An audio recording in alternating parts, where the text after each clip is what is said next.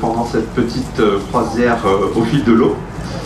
Et je vais vous expliquer quel est le lien indéfectible entre les Bordelais et leur fleuve, d'ailleurs qui est une rivière d'un point de vue géographique, puisqu'elle se jette dans la Gironde avec sa sœur la Dordogne, et elle forme ensuite la Gironde qui se jette, elle, dans l'océan.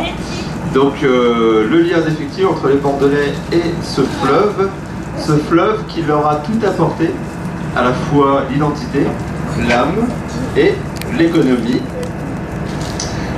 et notamment la possibilité de faire des bons vins que vous avez peut-être dégusté ce matin, c'est ça, à la Cité du Vin. Alors, nous partons donc du ponton d'honneur. Ponton d'honneur, nous sommes sur la rive gauche, voilà, parce que là on voit qu'on est dans le bon sens. La Garonne est en train de redescendre. Cette rive gauche, elle a fait l'objet d'une restauration complète il y a quelques années, avec l'arrivée de M. Alain Juppé.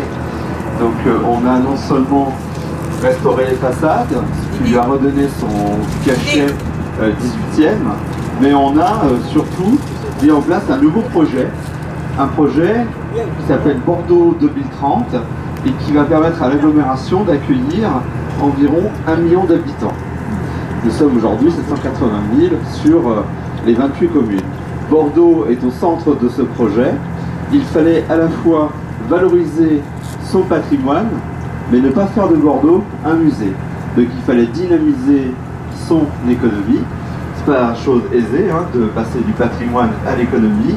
Et on va se servir du fleuve avec un projet qui s'appelle Habiter le fleuve. Et c'est donc ce projet que l'on va voir ensemble pendant 1 heure. Alors là, nous sommes vraiment à marée basse, puisqu'on voit qu'on a les quais verticaux devant nous, et on passe devant le joyau architectural du siècle des Lumières, la place de la Bourse, 3 bâtiments qui forment une demi-lune. Ça tombe bien, la Garonne forme une demi-lune lorsqu'elle arrive à Bordeaux. C'est ce bâtiment qui va permettre aux Bordelais du 18e de vivre dans le premier port français, second au monde, juste derrière Londres, alors que Londres est la première puissance économique mondiale. À la veille de la Révolution, Bordeaux aura multiplié son commerce par 20. Alors certes, c'est grâce au vin, mais c'est aussi grâce au commerce colonial. On peut en avoir 3 en même temps.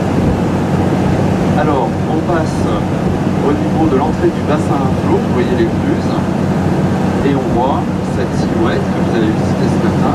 Alors je ne sais pas, on vous a dit qu'elle ressemblait à quoi, cette cité du vin?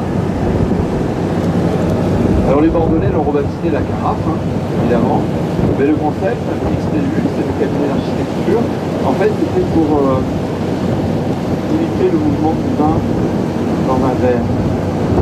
Et nos amis belges ont une autre explication. Vous allez vous prendre un verre de vin, quand on le voit en fait de profil, ils m'ont dit que ça ressemblait à un pied de girafe.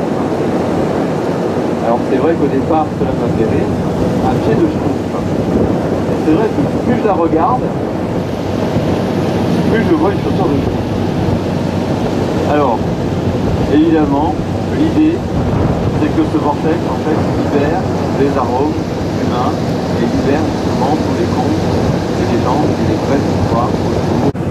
Et sur l'autre côté, autre paysage, alors lui complètement anthropique, le port de Bassins sur 3 km avec des navires de différentes qualités, puisque là vous avez un yacht qui est amarré, et au loin on voit un bateau qui paraît être un bateau, une sorte de frégate militaire.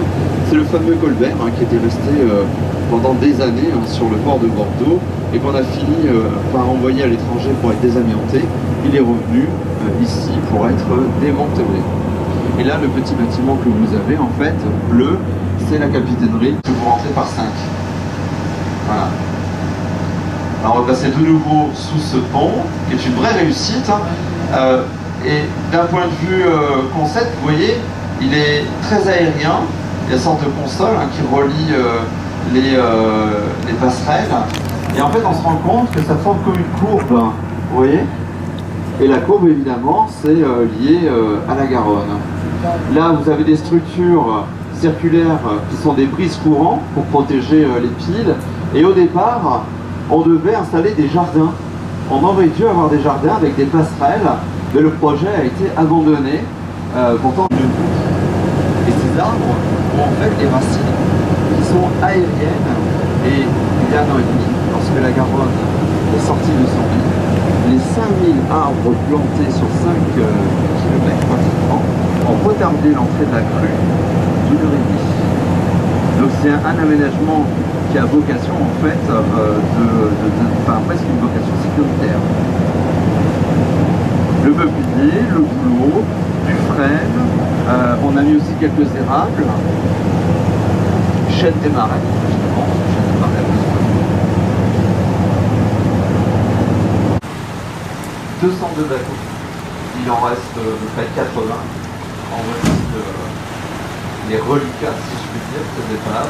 Donc bateau nazi, bateau fasciste, puisque Bordeaux était évidemment un point stratégique. Alors, vous avez vu la base sous-marine tout à l'heure. Alors pourquoi Bordeaux n'a pas été détruite? C'est grâce à l'amour. Parce que le soldat nazi qui avait en charge la garde des hangars où étaient stockées toutes les munitions et les bombes est tombé amoureux d'une bordelaise et par amour il a fait sauter ces hangars. C'est la possibilité de la base sous-marine. Donc lorsqu'ils ont voulu mettre en place les bombes, il a invité des gens.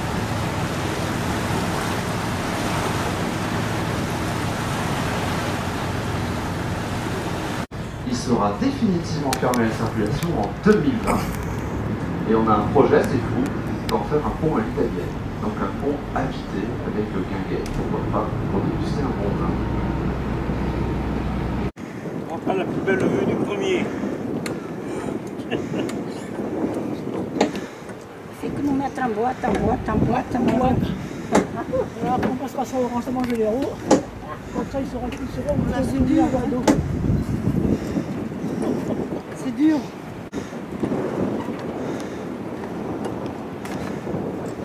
Et la petite. Moi, je croyais qu'il fallait repartir. On est bien coiffé, vous pouvez y aller. Vous allez nous voir naturel. Un paquet de chien. Il est dans la boîte aussi. Moi, elle est dans la boîte, ouais. Là, vous ne passerez pas au travers. Là, on passe pas au travers. Ah, mais c'est sûr. Là, tu es sûr de passer la bascule.